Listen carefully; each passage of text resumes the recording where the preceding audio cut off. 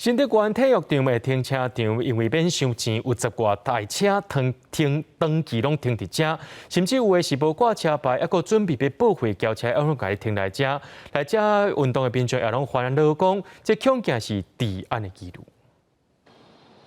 原本是要互运动民众方便停车的所在，即马煞停了一台搁一台，车身全营业，看起来就已经真久无刷叮当的车辆。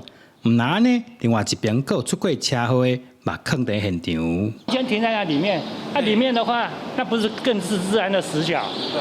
那晚上谁敢这里走动？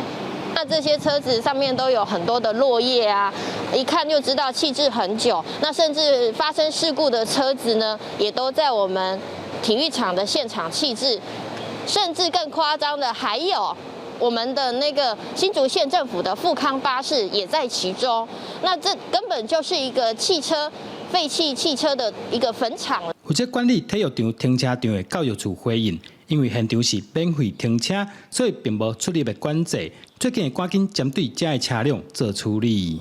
没有车牌的跟车牌已注销的部分，我们会请环保局来协助处理。那有车牌的部分，我们会请警察局来协助查明所有人的资讯，以书面通知所有人，限期1个礼拜内来认领。目前体育场总共有550个停车位，平常时无论是运动比赛，也是举办活动，拢有停车的需求。所以按算要开始收停车费，希望改善这款情况。记者刘君豪，新竹报道。